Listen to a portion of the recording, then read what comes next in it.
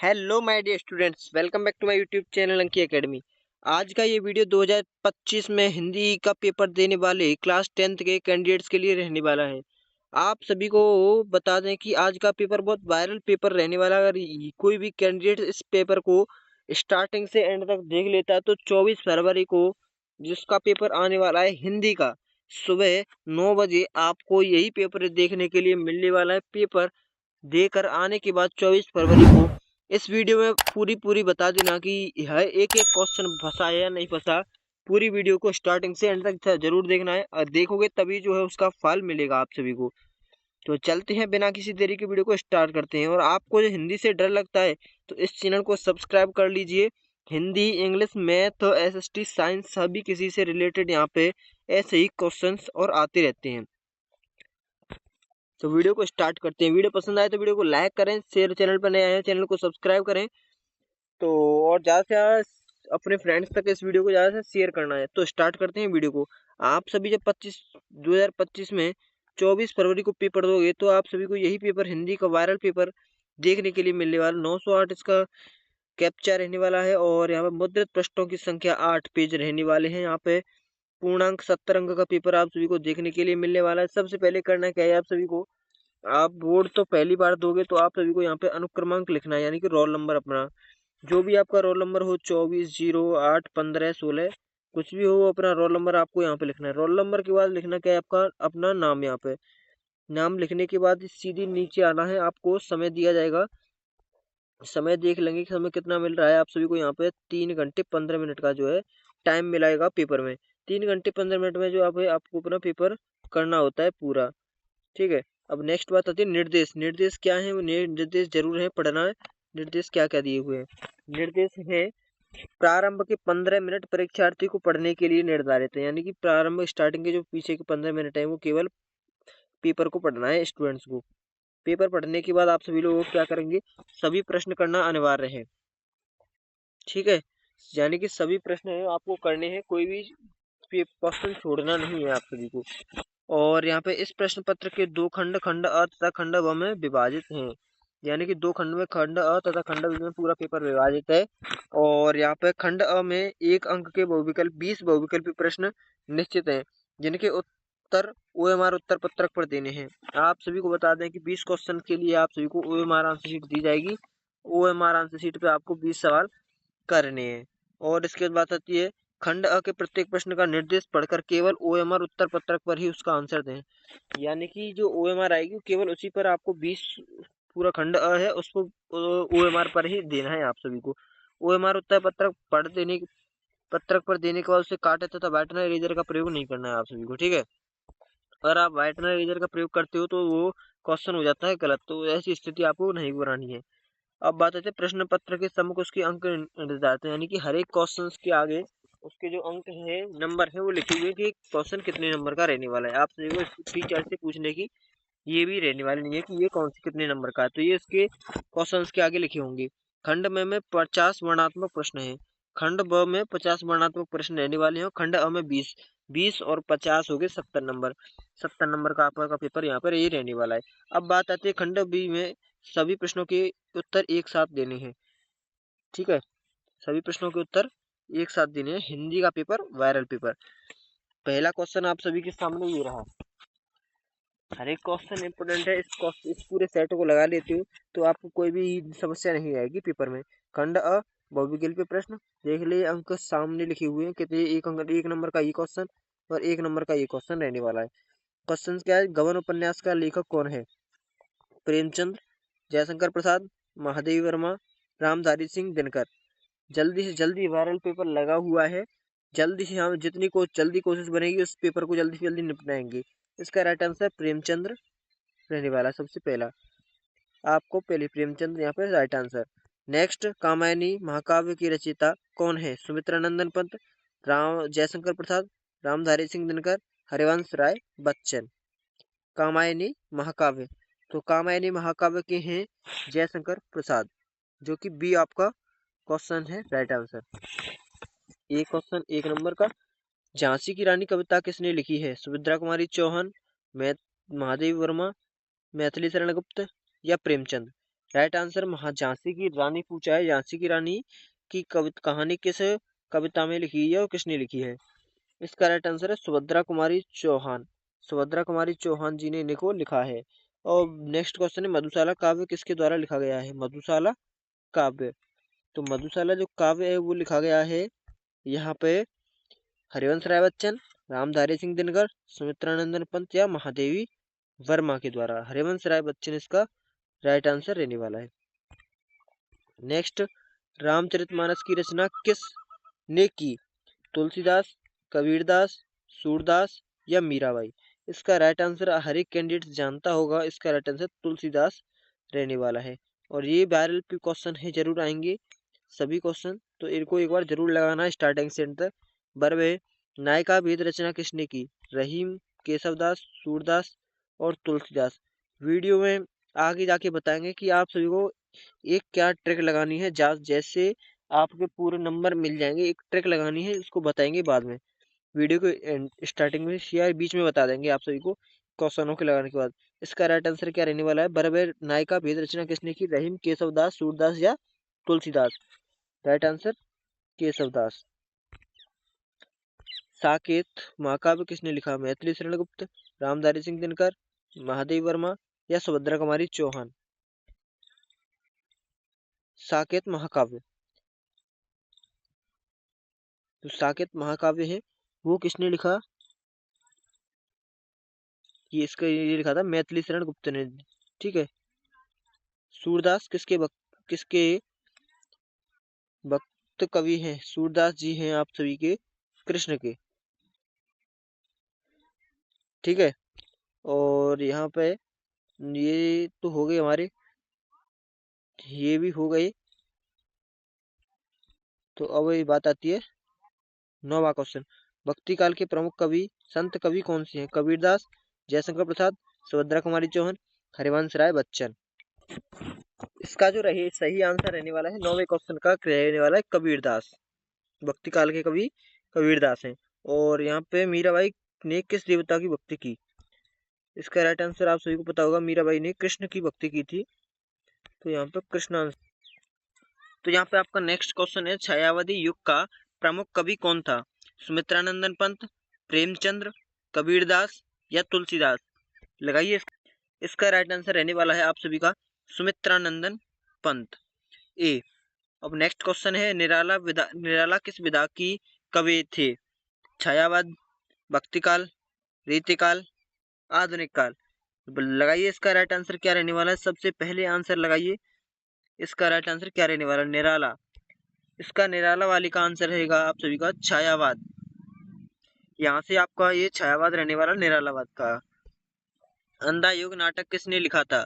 धर्मवीर भारती, रामधारी सिंह दिनकर, सुमित्रानंदन पंत या हरिवंश राय बच्चन? इसका right answer क्या रहेगा आप सभी का? अंधा। यहाँ पे पूछा गया आप सभी से, अंधा नाटक किसने लिखा था? जो अंधा नाटक है उसको लिखा था धर्मवीर भारती जी ने। तो यहाँ पे धर्मवीर भारती राइट आंसर हो जाएगा। नेक्स्ट है, सरोज स्मृति कविता किसकी है? सुमित्रानंदन पंत, महादेव वर्मा, जयशंकर प्रसाद या सूर्यकांत त्रिपाठी निराला? इसका आंसर रहने वाला है, जो कि क्वेश्चन है आपका, सरोज स्मृति। राइट आंसर सरोज स्मृति वहां पे आ जाए, आपको वहां पे लगाना है सूर्यकांत त्रिपाठी निराला। सरोज स्मृति वहां पे आ जाए। तोड़ती पत्थर कविता की रचयिता कौन है? हरिवंश राय बच्चन, सूर्यकांत त्रिपाठी निराला, महादेवी वर्मा, मैथिली शरण गुप्त? तोड़ती पत्थर, तो तोड़ती पत्थर का आंसर होगा सूर्यकांत त्रिपाठी निराला। ठीक है। तो अब है, राम गया बाजार वाक्य में कौन सा कारक है? कारक पूछा गया है आप सभी से, कर्ता कारक, कर्म कारक, अपादान कारक या संबंध कारक? तो लाई कौन सा आंसर रहने वाला है आप सभी को? कर्ता में यहाँ पे पूछा है कारक की, कारक यानी कि कौन कार्य कर रहा है, कर्ता यानी कि राम। राम क्या है? कर्ता। ठीक है। इस प्रकार आपका ये हो गया क्वेश्चन। अच्छा शब्द का विलोम क्या है? अच्छा का विलोम आप सभी को पता होगा, अच्छा का विलोम बुरा। ठीक है। नेक्स्ट, सूर्य का पर्यायवाची क्या है? सूर्य का पर्यायवाची क्या होता है? आप सभी लगा दीजिए सबसे पहले राइट आंसर। सूर्य का पर्यायवाची क्या रहने वाला है? दिनकर। बिल्कुल राइट आंसर दिनकर, जिस भी भाई का राइट आंसर है, बिल्कुल राइट आंसर। भारत का एक उपनाम क्या है? आर्यव्रत, हिमालय, गंगा स्मृति संस्कृति। क्या आंसर रहने वाला है आप सभी का यहाँ पे? आर्यव्रत, बिल्कुल राइट आंसर। हर एक कैंडिडेट को पता हुआ ये तो। ग्रह का समानार्थी शब्द क्या है? जो ग्रह का समानार्थी शब्द मकान, मकान, भवन, घर, सभी। तो आपको पता होगा इसका राइट आंसर क्या रहने वाला है? सभी। तो यहाँ से कैंडिडेट्स आपके 20 MCQ जो हैं वो कंप्लीट हो चुके हैं। अब इसके बाद बात आती है नेक्स्ट, जो कि आप सभी के वर्णनात्मक प्रश्न खंड ब। तो खंड ब आप सभी को इसी प्रकार देखने के लिए मिलने वाला है पेपर में। अगर आप इसे क्लियर कर लेते हो तो खंड ब आपका यहाँ से क्लियर हो जाएगा। तो किस प्रकार खंड बी है, वर्णनात्मक प्रश्न यहाँ पे दिए गए हैं, तो इसे एक बार रीड आउट करेंगे अच्छी तरीके केयरफुली। तो यहाँ पे है, हम लोग ऐसे समाज में प्रवेश करके अपना कार्य आरंभ करते हैं जब कि हमारा चित्र कोमल और हर तरह का संस्कार ग्रहण करने योग्य रहता है और हमारे भाव अप्रमादित्य और हमारी प्रवृत्ति अपरिपक्व रहती है।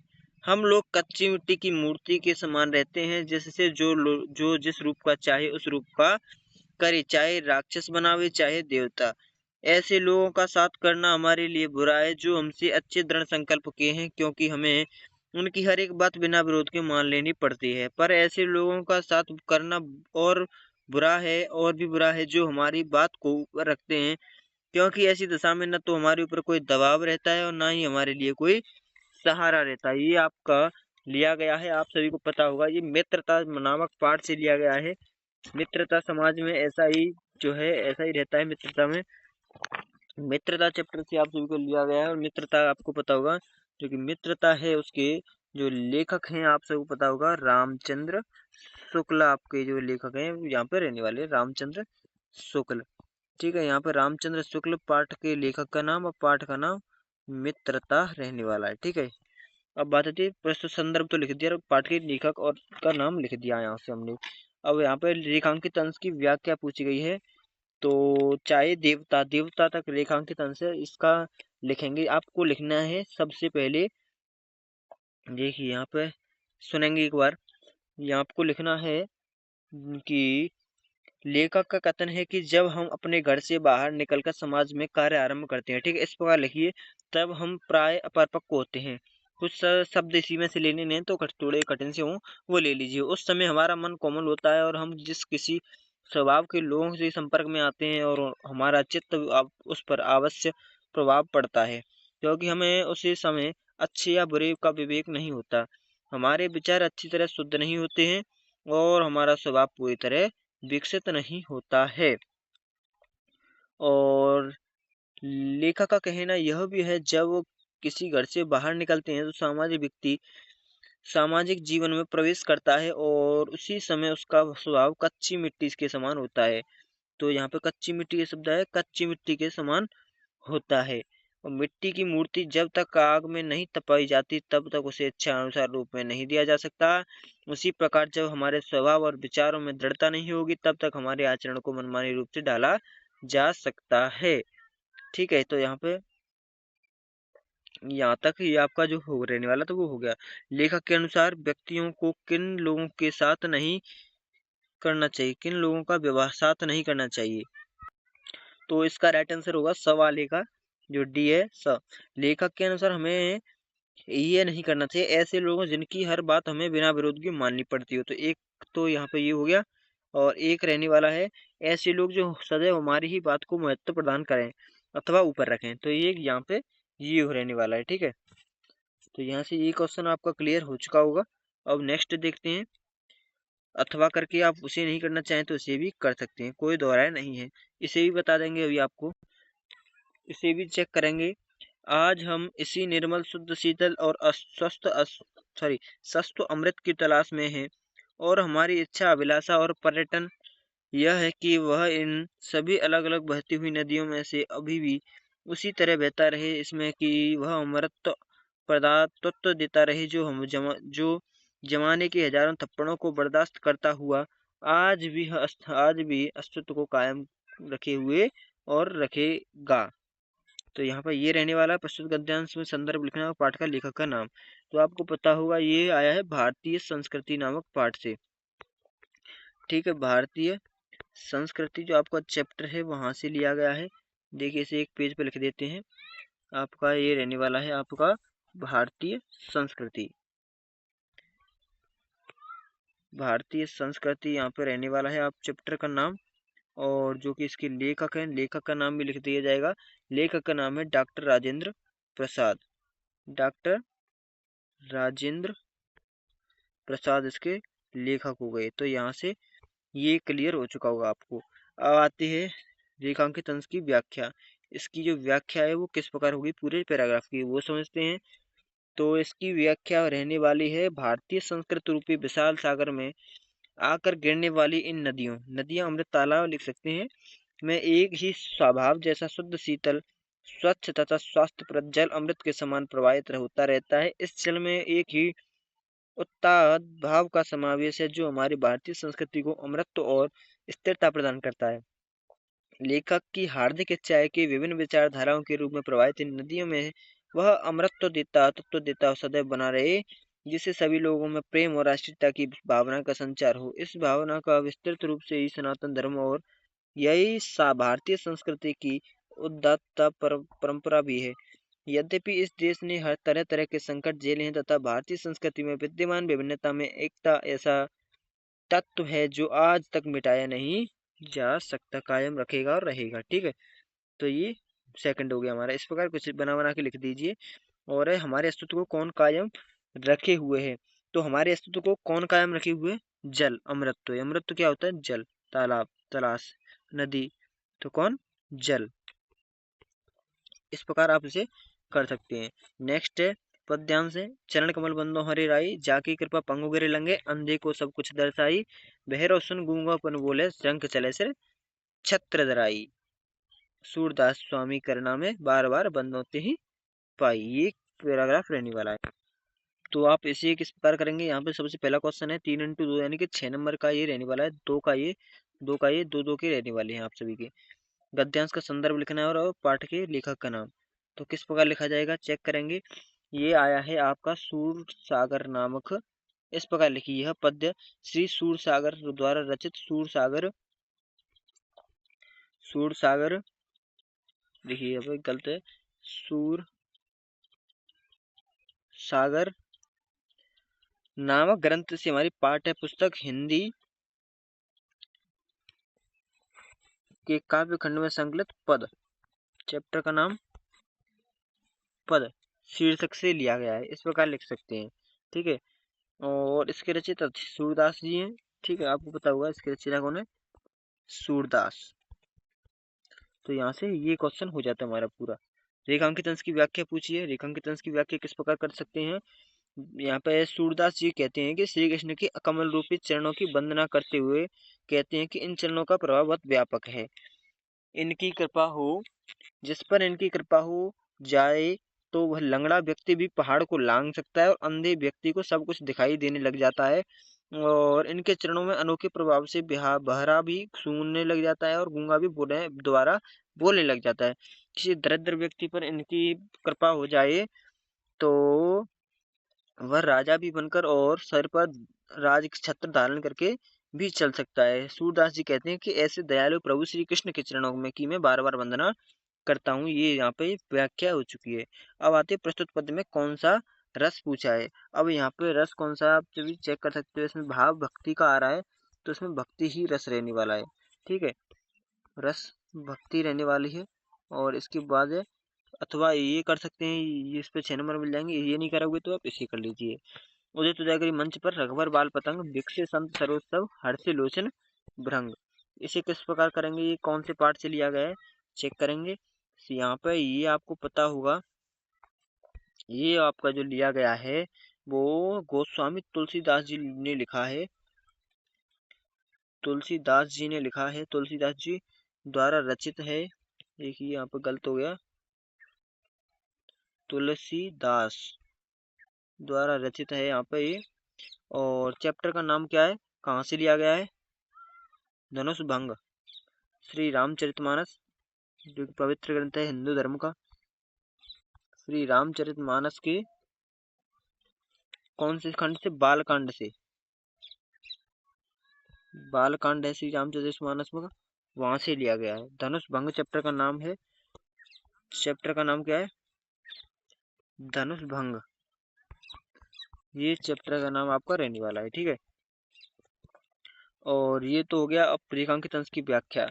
तो यहाँ पे रेखांकित अंश की व्याख्या इस प्रकार कर सकते हैं। श्री रामचंद्र जी की तुलसीदास जी कहते हैं कि उदयाचल पर्वत के समान, उदित यानी कि उदयांचल पर्वत के समान बने हुए विशाल मंच पर श्री रामचंद्र जी के बाल रूप में सूर्य के रूप में उदित होते हैं। उदित होते ही सभी संत रूपी कमल खिल उठे और नेत्र रूपी भंवरे हर्षित हो गए। आशय यह है कि श्री राम के मंच पर चढ़ते ही सभा में उपस्थित सभी सज्जन पुरुष बहुत अत्यंतिक प्रसन्न होकर हो गए। तो यहाँ पे ये प्रकार रहने वाला है। इस प्रकार दोहे में कौन सा क्या पूछा है यहाँ पे? अलंकार। कौन सा अलंकार पूछा है यहाँ पे? अलंकार बताना है हमको, यहाँ पे कौन सा अलंकार है। तो यहाँ पे अलंकार आप सभी को पता होगा कि यहाँ पे अलंकार जो है आप सभी का यहाँ पे देखिए, यहाँ पे उपमा अलंकार हो जाएगा, रूपक हो जाएगा, अनुप्रास हो जाएगा, ठीक है। 3 अलंकार हो जाएंगे यहाँ पे।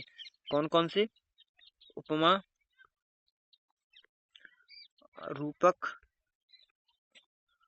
और अनुप्रास, ये आपके अलंकार रह जाएंगे, ठीक है। अब इसके बाद बात आती है भारतीय संस्कृति की। संस्कृत से लिया गया है, संस्कृत वालों से। तो भारतीय संस्कृति नगरी के भाषा संस्कृत भाषाया केंद्र स्थली अस्ति। संस्कृत भाषाया आलोक सर्वत्र प्रकाशित अस्ति। मुगलराज युवराज दारासिकोपनिषदः अनुवाद परिभाषा अकरोत्। स भारतीय दर्शन शास्त्र गहनम नाम श्रीरकबरम इति पारसी भाषा में लिखित कुर्वता। तो यहाँ पे आप सभी को जो पता है, आप सभी की ये लिया गया भारतीय सॉरी ये लिया गया वाराणसी चैप्टर से। वाराणसी चैप्टर से आपका ये लिया गया है। और वाराणसी चैप्टर में आप सभी को चैप्टर से लिया गया इसका करना है हिंदी अनुवाद। तो हिंदी अनुवाद किस प्रकार होगा इसका एक बार समझ लेते हैं। तो यहाँ पे अनुवाद इस प्रकार हो जाएगा, यह नगरी भारतीय संस्कृत और यहाँ देखिए यह नगरी इस प्रकार कर लीजिए, यह नगरी जो है आप सभी की, यह भारतीय संस्कृति और भारतीय संस्कृति भाषा का केंद्र स्थलीय है वाराणसी। यहीं से संस्कृत साहित्य और संस्कृत का प्रकाश सभी जगह फैला। मुगल युवराज दारासिकों ने यहाँ आकर भारतीय दर्शन शास्त्र का अध्ययन किया और उनके ज्ञान से इतना प्रभावित हुआ कि उसने उपनिषदों का अनुवाद फारसी भाषा में कराया, ठीक है। यहाँ पे इस प्रकार रहने वाला ये। और इनमें से किसी एक लेखक का लिख दीजिए, रामचंद्र शुक्ल का, हजारी प्रसाद का, जयशंकर का। 2 इंपोर्टेंट है, 2 याद कर लीजिए तो 5 नंबर यहाँ से क्लियर हो जाएंगे। कवि का लिखना है तुलसीदास, रसखान, बिहारी।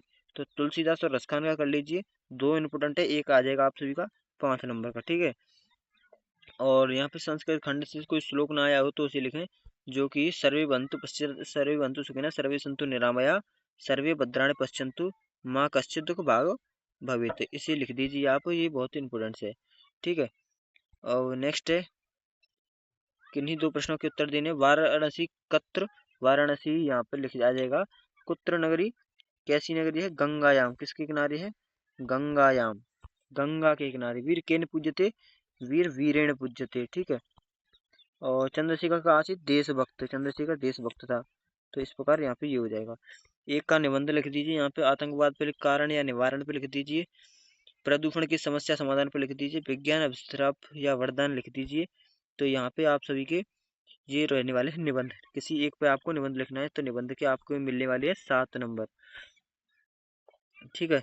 अब नेक्स्ट बात आती है जो कि है आपके विद्यालय के पुस्तकालय में पुस्तकों की एवं पत्र पत्रिकाओं का अभाव है, इन्हें मंगवाने का अनुरोध करते हुए अपने विद्यालय के प्रधानाचार्य को पत्र लिखिए। अथवा करके इसे नहीं लिखें तो आप इसे भी लिख सकते हैं।